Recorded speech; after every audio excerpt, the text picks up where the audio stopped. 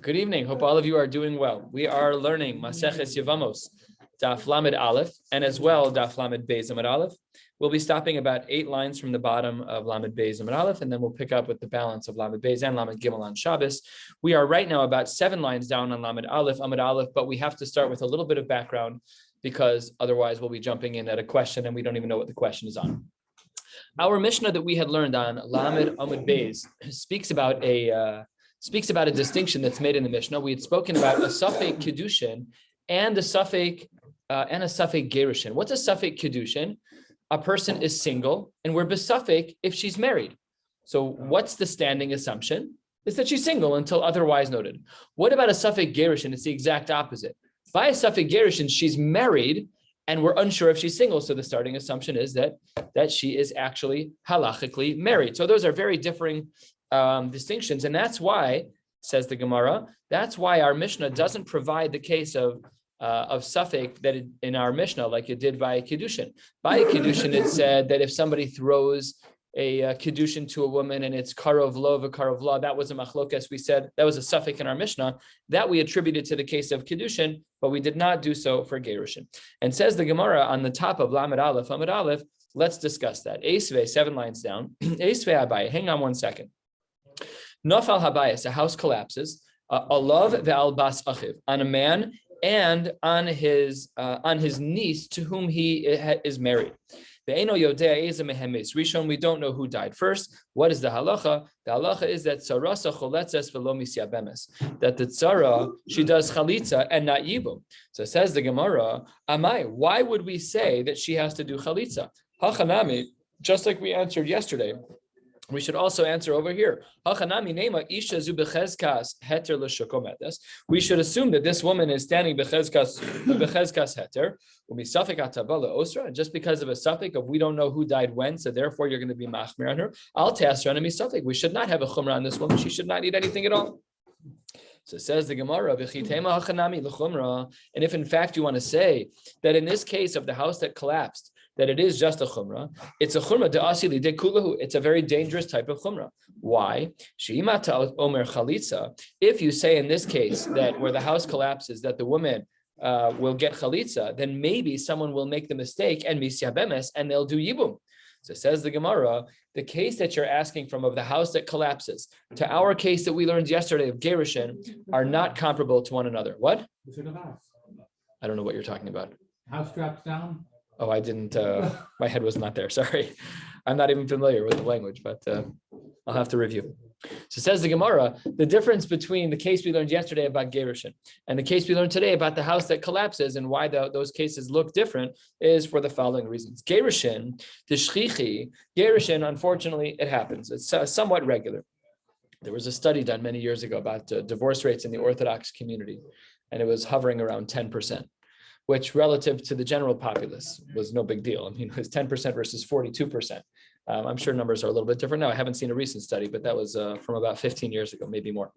So the Gemara says that Gerushin deshchichi gazru behu rabbanon. There, because getting divorced is so common, we did not want there to be chalitza, lest someone think that maybe that it could also be yibum. But mapoles, but a house falling down, de lo shchichi, which is very uncommon. There, lo gazru behu rabbanon. There, that case does deserve chalitza. Thus, the difference between the case that Abaye brought and the case that we saw yesterday. Inami, another possibility, 1/3 of the way down on Lamed Aleph, Amud Aleph. Inami or Gerushin, when it comes to divorce, the kaima erba de kamuchach, the woman is standing right there when there's a suffix of divorce. The tzarasa kamitzrachas la chalitza, and then you're saying that this woman needs chalitza, so then somebody could have a misunderstanding. Amre, people will say, kamu be rabbanon begita, de gita me'al yehuva asuli bumeletzara. You're saying chalitza, but maybe that implies then that the divorce was a real divorce, in which case maybe a person would then do yibum. However, mapoles, mikamu buhu rabbanim b'mapoles, there is no such concern with mapoles, and therefore chalitza is a reasonable option by mapoles, but not a reasonable option by gerushin. Says the Gemara v'gabe gerushin milotnan. Are you saying that there is no chalitza? Are you saying that we don't have a Mishnah that speaks about chalitza? A case where we have, like we wanted to say yesterday, that we have a case where the get is thrown to a woman, and we don't know if it's closer to her or closer to the shaliach. Says the Gemara halfway down, a woman was standing in the public in a public place, the zarkula, and somebody throws a get to her. Terrible way to divorce is to throw the get at the woman from far away and hope it lands closer to her than you. What is the din? The Mishnah says, karov la, if it's closer to her, migureshes, then she is divorced.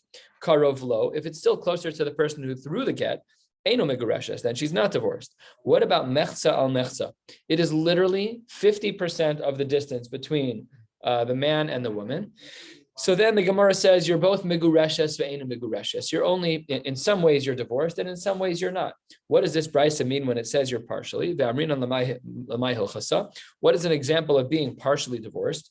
Di kohen hu asurale. Had it been that this woman, where the get fell 50% of the distance between the husband and the wife, had the get fallen at the 50-yard line, so then the Kohen would not be allowed to marry her. She's already divorced enough, as it were, that a Kohen cannot marry her. However, on the side where we assume that she is not divorced, we still assume that the tzara does require chalitza.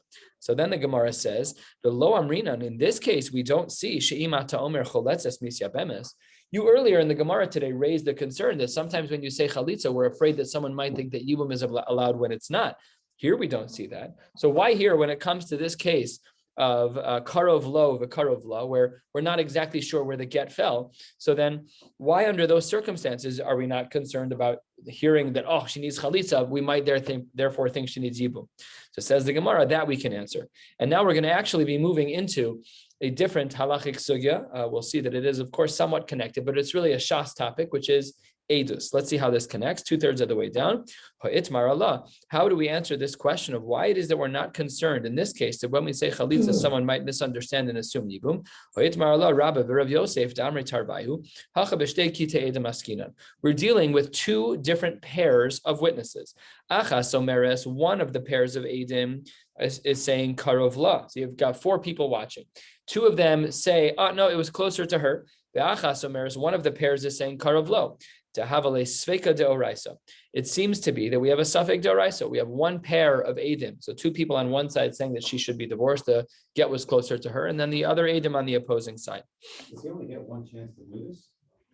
No, he doesn't only get one chance to do it. You're paskening, of course, you're asking, can we solve the problem? We can solve the problem. But right now, tachlis, is she married? Let's say a Kohen runs up to her and says, right now, when it's sitting on the 50-yard line, that's usher. So that was an example of safek. When in a safek, that was where a Kohen would not be. We could, of course, fix the problem. Just move it. Right. We could. That's, yeah.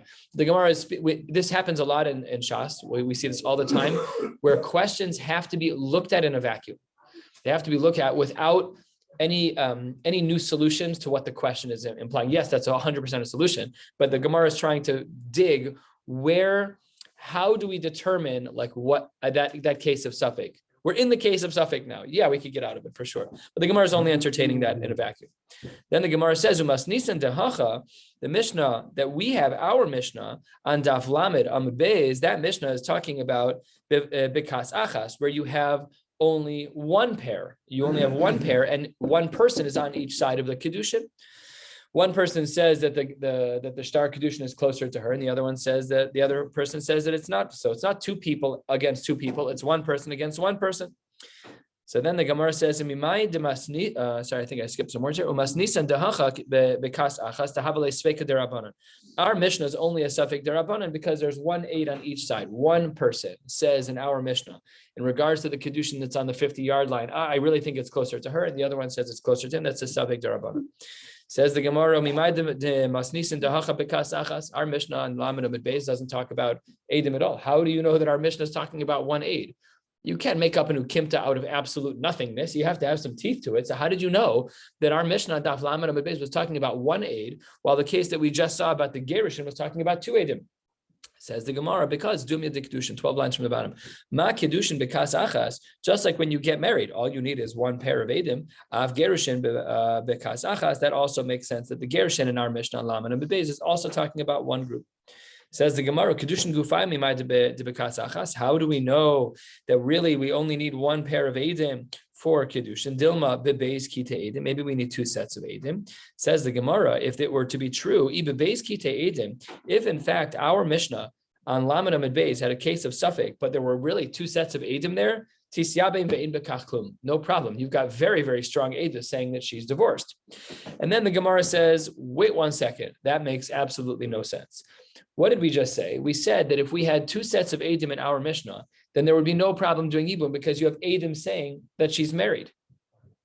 Oh, I'm sorry. We'd have edim saying that we have edim saying that she's married. So says the Gemara, if that's true, then what about the other edim?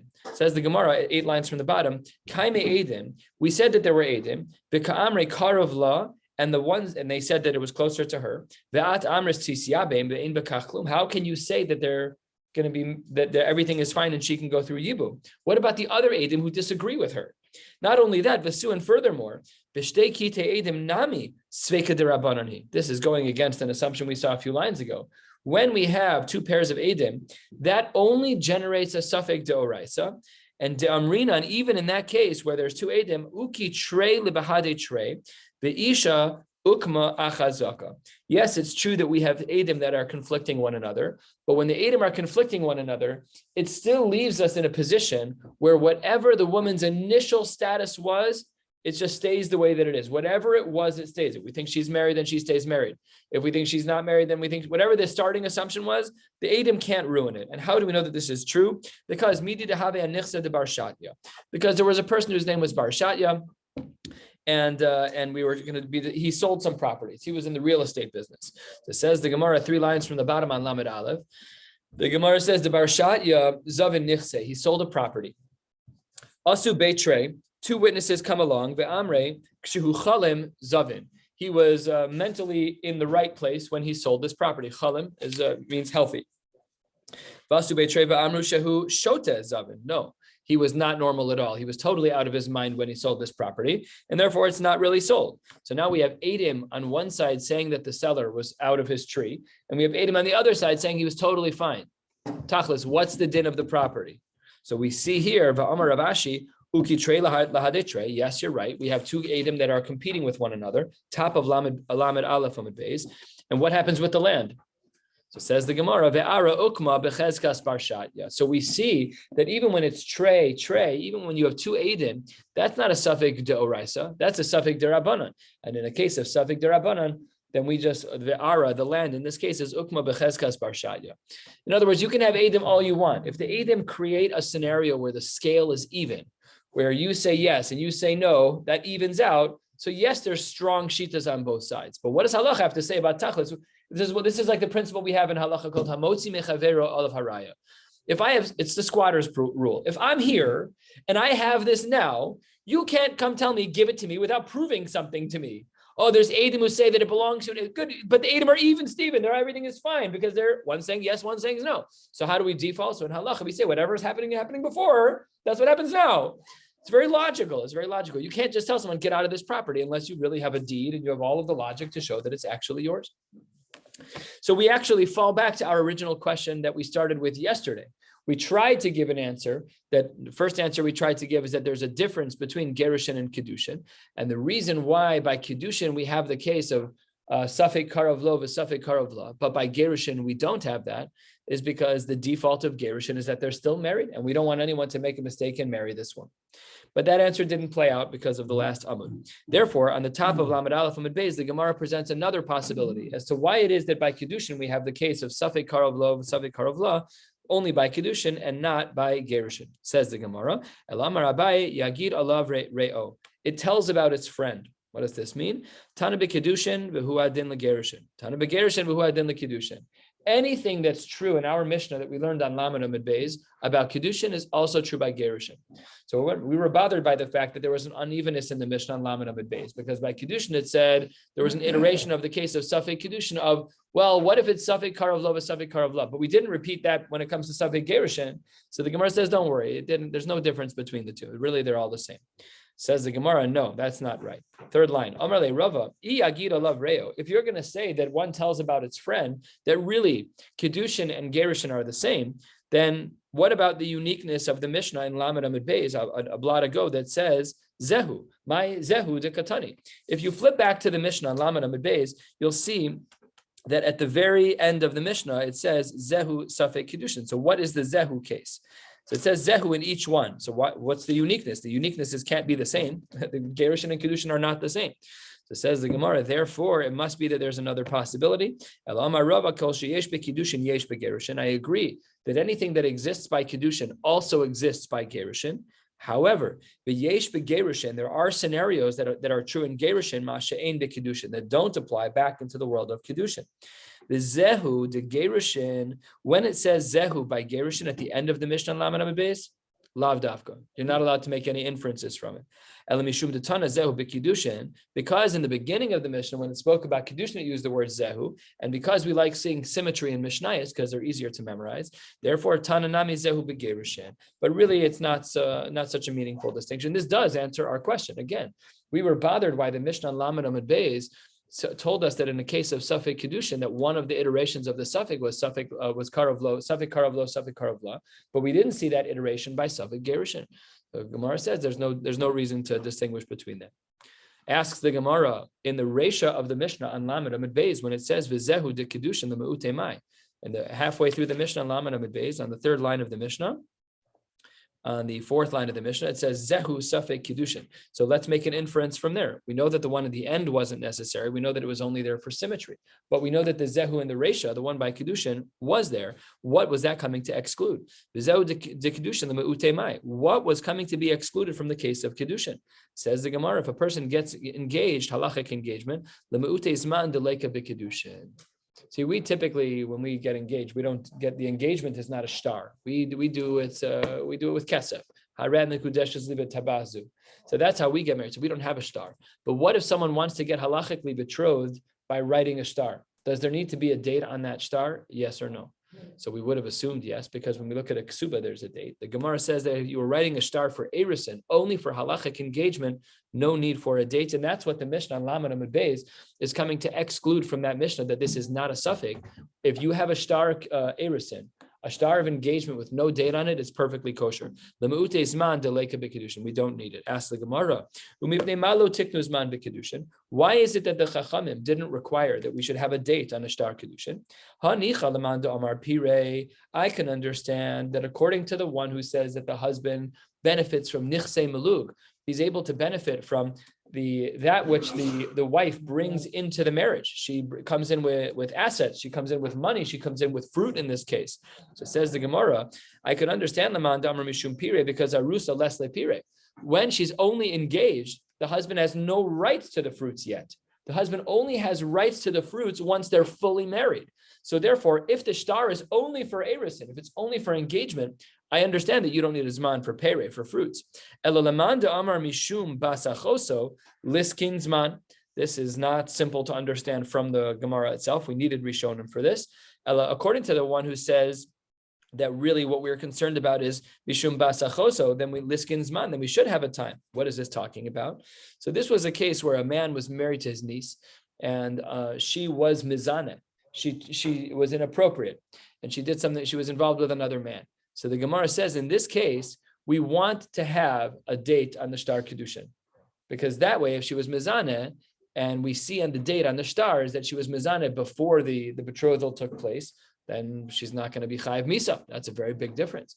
So says the Gemara, why then would we not have it there? Why would we not have on the shtar kedushin, the shtar erison? Why would we not have a date just to save this girl if this rare case, if a man is married to his niece and then she's mizano, why would we not put the date on for her? Says the Gemara, a third of the way down, mishum deika demekadesh bekaspa veika demekadesh beshtara, and lo tikun rabbanan zman, because people get engaged through kaspa, through kesef, and because people get engaged through shtar, so therefore there's multiple ways to get engaged. When you're giving over kesef, you don't write down a date.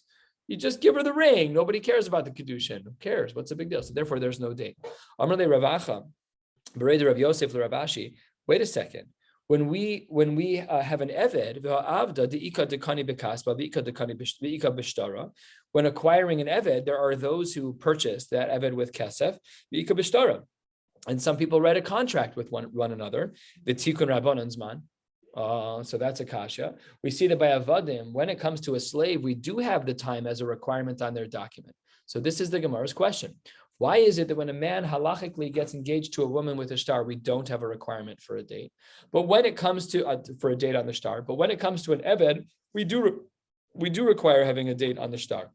Says the Gemara, Hasam, over there by Avadim, why do the Chachamim require Zman? Because Ruba Bishtara, the culture at the time, most people who were acquiring Avadim, who were acquiring slaves, they did so Bishtar. And therefore, because most people were doing that, therefore we should put a date on it. But Hacha, Ruba Bikaspa. Here, when most people get engaged, this is certainly true now, it was clearly true then as well. I've never ever heard of anyone nowadays who gets engaged by shtar. I've never heard of such a thing. Anybody ever heard of such a thing? No, we go to weddings where the Erusin and the Nisuin are done together. So what? It's very simple. That's how people get married nowadays. No way. I don't even know what it would say. I don't know. Even writing a get is like mythical. Like it's very difficult. It's not all the lines and it's not easier, but probably. I've never heard, I mean, other than this frame, like we know Kesef Star and Bia, we know that there's like even that, what is that talking about? The Bias can't be talking about Erusin. That's not allowed. So that's why the Gemara Halvai, Hashem should bless us. Yeah. 100 blot left. Says the Gemara, it's actually 90 blot left, but who's counting? Hasam every day. Hasam Ruba Bishtara. Hacha Ruba Bekaspa. So we said that over there by Avadim, that's why they put Zmanin. And Ibai Sema, Mishum Delo Efshar. What does that mean? The Gemara says that maybe we should say that by a shtar Erusin, that there's no benefit. Lo Efshar doesn't mean it's not possible. It just means that there's no benefit. It says the Gemara, Heichi le'avid. Let's say that you wrote the shtar and it has the date on it. What are you going to do with it? What are the options? If limcha gabe dida, if we've left it with her and she's mizane, machkale, she'll take a scalpel and she'll scratch off the date. No problem at all. That's what we do in a Sefer Torah. You write on cloth, you take a scalpel and you can scratch off a letter. The scalpel, the sharp side is here, and you just gently scrape. I've done this on ksubas before, like these fancy ksubas, like I was Masada Kedushin a few times, and then shoot, you mess up one letter. No, you bring a scalpel with you. I have a few in my basement, and you just scratch off a little bit of the top layer, and the ink comes off. You can rewrite. No one will ever know. No one will ever know. So maybe she'll just be mochek. She'll erase it. So what's the point of leaving the shtar by her?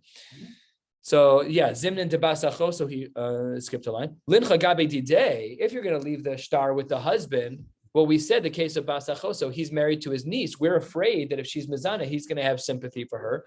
And Zimnin debasacho. So he umechape Allah. So giving it to the husband doesn't help because he'll also scratch it out. Lincha gabe edim. And if you want to leave the shtar by the edim, that doesn't help either. In other words, there's no purpose in writing a shtar erusin with a date. What's the downside of giving it to Edim? So says the Gemara, if the Edim if they remember the date Balpeh, no problem. Yeah, I was there. It's August 24th. I know exactly when they got engaged, or it's a Chaf Beis Sivan, whatever it is. No problem. But Ve'ilo, if the Edim don't remember what they saw or when it was, then we run into another problem. Zimnin dechazu michtava. They can then go look and see that the date was written down. Ve'asu mishadeh, and then they're going to go and testify. Ve'rachmana amar mipihem ve'lo mipik savam. You can't have an aide who's giving testimony from what he read. What we call in America the expert witness, not shaykh, at least in this frame, it's not shaykh. Oh, I looked back at the ksuba, at the shtar erusin. No, you're not an aide. That's not called edus. That's not called edus.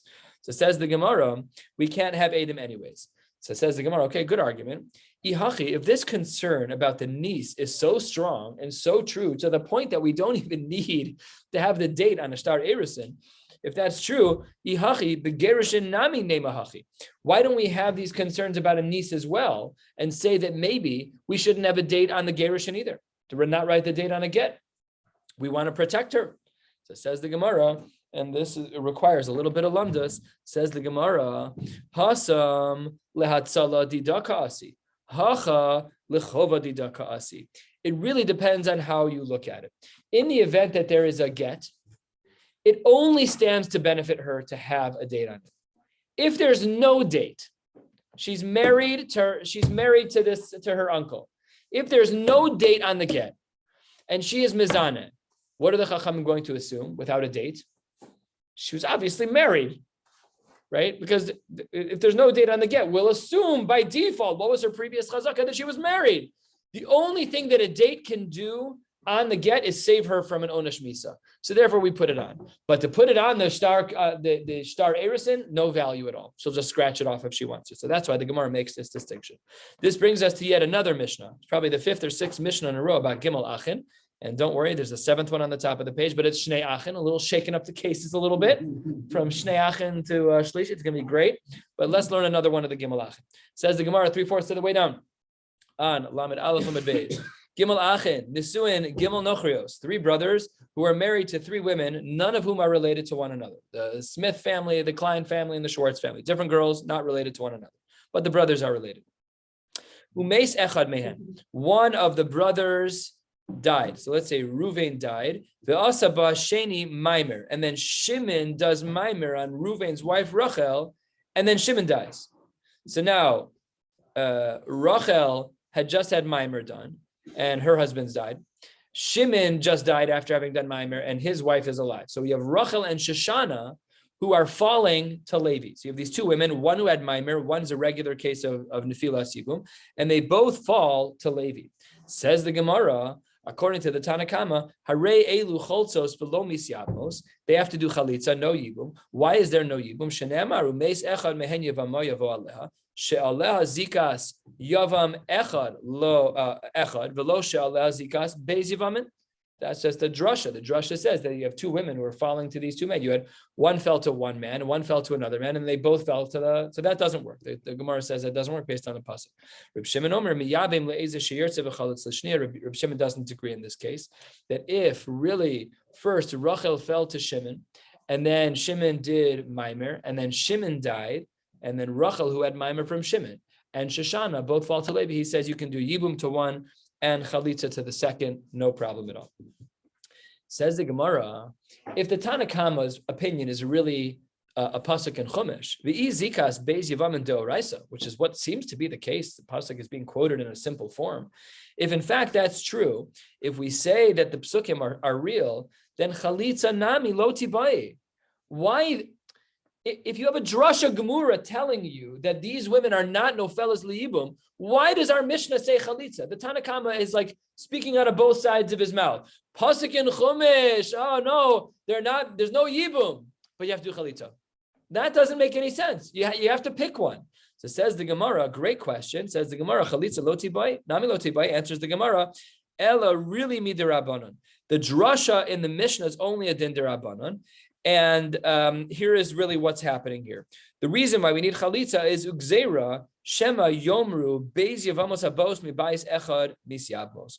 We were afraid without chalitza that someone might think that both of these women that you could do yibum with both of these women, even though they both came from the same house, which they didn't, because one came from Ruvain's house, one came from Shimon's house.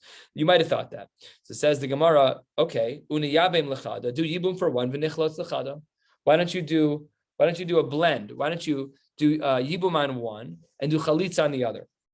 Says the Gemara, you can't do that either. Gzeira shema yomru bais echad mikzaso banui umikzaso chalutz. If you do that, then you'll have a strange scenario where it seems to be that you don't have a mitzvah of yibum with both. You're going to do yibum on one and chalitza on the other. Says the Gemara, v'yomru, big deal. So let people say that. You're going to do chalitza, an extra chalitza. There's nothing wrong with doing chalitza. It may have some funny implications, but in this case, it solves the problem of our Mishnah being difficult to understand. Says the Gemara, I totally hear you. If in fact, in this case, where Rachel first fell to Shimon and then Shimon did Maimer, and then he died, and then Shoshana and Rachel now fall to Levi. If he would have done Yibum first on one and then done Chalitz on the other, Hachanami, you're absolutely right. That would have been a great solution to do Yibum for one and Chalitza for the other. Ella, we have a bigger problem. What if you mix up the order? Ela gzeira dilma chalitz bereisha v'hadar miyabim v'kam le ba'asher lo yivneh. That we may have a scenario where you do chalitza for one. The second one of the Yevamos, what the second Levi does chalitza on one woman, he has taken away the right to do yibum because he did chalitza. He chose, I'm doing chalitza. So it says the Gemara that once he does chalitza bereisha v'hadar miyabim, then on the third line of Lamed Beis Amud Aleph, the kam le ba'asher lo yivneh, he decided that I'm not going to fulfill this mitzvah of yibum. V'rachman amar kevan shalabana shuv lo yivneh. So had we done this out of order, had it been that he did chalitza to Shoshana, and then afterwards yibum to Rachel, that taka might be usher, because once you do chalitza, you're being megale that I don't want to do yibum. So therefore, you're all done. Says the Gemara, 4 lines down, Lamed Beis, a little bit of a shift. Amar Rava, Nasan get lema amaro. If a person did maimer and then he gave her a get, hutra tzarasa, that makes the tzara free to go. Normally, we would say that that's not the case, but here, because there was maimer and he gave a get, the get is very strong. The tzara is free to go. However, says the Gemara, aval hi asura. But that woman herself, the woman who had the maimer followed by the get, she is asura. She cannot get married because the michlafa b'ba'alas get, because we're afraid that we might mix her up with a regular case of divorce. So therefore, we don't want to make that mistake. She's messed up for the rest of her life? Is she messed up for the rest of her life? To that man, she cannot marry that man. No, she can marry other people once she's properly divorced. Okay. Yes, correct. But just to that man.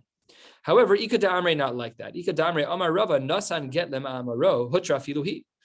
That if she gives a get, if the woman who had maimer done to her, Rachel from our Mishnah, if Shimon did maimer to Rachel, and then Shimon writes a get to Rachel for that maimer, hutra filuhi. No problem. Why is she allowed to get married? My taima, because my da'avad bashakli. He just removed the maimer. Now she's a regular Yevama. No big deal. No big deal. That brings us to the next Mishnah. We're going to learn until about 10 lines from the bottom of the page. Says the Gemara, Shnei Achin. Finally, 2 brothers. Nesuin Shtei Achayos. 2 brothers married 2 sisters. Reuven and Shimon married to Rachel and Shoshana, respectively. Umeis Echad Mehen. This is like such an easy case. Like Reuven dies. The Echad Mehen Mesa. The Achar Kach Mesa Ishto Shel Sheni. So Reuven's wife died, and Shimon's. No, is it the other way? Sorry. Is it Reuven died? Reuven died, and then Shimon's wife died, because they can now crisscross. Now Shimon potentially can marry Rachel. Says the Gemara, that's not allowed because he was, well, we'll see what the Isser was in the Gemara, but he was probably Eishes Achid. Fine. Says the Gemara, even we know this. We've learned this case like 5 times already, maybe more. In fact, we have an open Mishnah on Daf Lamed, the Mishnah of all of the Shlosha Achin cases. If you look back, you can see the Mishnayos. There's 4 or 5 Mishnayos, 1, 2, 3, 4 Mishnayos on Daf Lamed. One of them is this case. But with 3 brothers instead of 2. So therefore, the Gemara says, Pshita, we already learned this on Daf Lamed Amud Aleph. Why are you teaching me a new case? Hashta, Uma Hasam on Daf Lamed Amud Aleph, when we had this case, Hasam Delo Midchia, Mehai Beisa Legamre. There we said there's even a 3rd brother that potentially she could have married. Amris Lo, we don't allow her to marry because of Achos Ishto. So then, now he's only the 2nd brother. There's no one else to marry. Of course, she's not going to be able to marry anybody, obviously.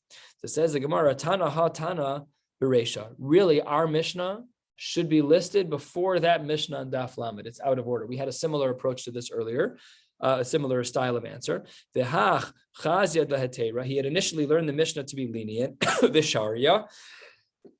However, he had to work hard to get shot in the Mishnah, and he then saw that it was forbidden. And because he had worked hard on the Mishnah, he felt he didn't want to take it out of order, so he left it exactly where it was.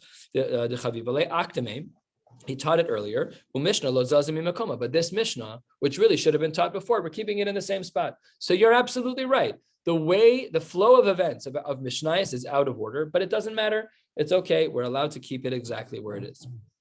Tanu Rabbanan. In our Mishnah, we had just learned at the top of the page in this Mishnah, Lamed Beis, that if there's 2 brothers and 2 sisters, so we said that if Reuven's wife is still alive and if Shimon is still alive, we said they cannot get married. What if they sleep together? Says the Gemara, Tanu Rabbanan Ba'ala, if he's intimate with her, if Shimon, whose wife Shoshana died, marries Rachel, whose husband Reuven died, what's the din? Machlokas. You violate 2 Isurei Deoraisa Divrei Rabbi Yossi. The first Isur is that you married the wife of your brother, and the second is that you married the sister of your wife. That's not good. Those are 2 Isurim. That's what Rabbi Yossi says. Reb Shimon Omer Eino Chayev Ela Mishum Eishes Ach Bilvad. Reb Shimon in this brisa seems to say that the only Isur you get is Eishes Ach, is that you married the wife of your brother. So when Shimon marries Rachel, The chap was that he married Rachel. It's his brother's wife Rachel. That's not allowed. So it says the Gemara, wait a second. Reb Shimon says the Isser is Eishes Ach v'hatanya. Reb Shimon Omer Eino Chayv ela mishum achos isha bilvad. We have another brayso, Reb Shimon against Reb Shimon. In one case, we see that Reb Shimon says that the Isser is Eishes Ach. And in another case, we see that it's achos isha. So which one is it? Says the Gemara 2/3 of the way down on Lamed Beis and Aleph, lo kasha, kan shenasa chai ve'achar kach nasa meis. It depends who got married when. If nasa chai ve'achar kach meis, if nasa chai, the one who's still alive, if Shimon got married first, ve'achar kach nasa meis, then you're absolutely right. That's going to be the Isser of achos isha. But kan, in one brisa, where it's going to be the Isser of Eishes Ach only, that's shenasa meis ve'achar kach nasa chai. That's if Reuven got married first, because he's the one who died, nasa meis, the one who would die. Ve'achar kach nasa chai. Asks the Gemara, the Reb Shimon, heicha de nasa meis ve'achar kach nasa chai. In a case where Reuven, who was to die, where he got married to Rachel before Shimon married Shoshana, which should be a case of Eishes Ach, Kevan de Isser Achos Isha Lochayel, because we only have one Isser, the Isser of Achos Isha hasn't kicked in yet, then why don't we say Tisyabe Yevume? Why don't we say that Yibum is allowed? The Gemara says that's definitely not how this works. There still are two Isurim, we just don't stack them together. Says the Gemara, Amar Rav Ashi, Isser Achos Isha Mitla Tali V'Koi. You're right that the way that Reb Shimon learns this sugya is that the Isser that takes place when Shimon marries Rachel is a scenario where it's Eishes Ach. But the Isser of Achos Isha doesn't go away. Mitla Tali V'Koi. It's hanging there and waiting. Ipaka Isser Eishes Ach. If the Isser of Eishes Ach disappears, so then Asi Isser Achos Isha V'Chayil. This is the shita of Reb Shimon. This is what we refer to in learning as ein isur chal al isur. You're not allowed to stack two isurim, one on top of the other. And therefore, in a scenario like our Mishnah describes, and I'll summarize and conclude with this: if we have two brothers who are married to two sisters, Reuven's brother is Shimon. Reuven is married to Rachel. Shimon's married to Shoshana. Reuven dies, and then Shimon's wife dies, and the two remaining people are sister and brother-in-law in two different directions, through the husband, through Reuven, and through Shoshana. Either way, it's usher for them to be together, that's for sure. But what if they are together? So Reb Shimon says there's only one Isser right now, and we don't stack the two Isurim because of ein Isser chal al Isser. On Shabbos, we're going to get into a more of a sugya about ein Isser chal al Isser and a couple of halachic terminologies that are similar to one another, which really does require Rishonim to get a proper tfisa. We'll pick up then on Shabbos. Shabbos Daf Yomi is after the 2:30 mincha. Here in this room, it'll be at 2:50. Wishing you all a beautiful night.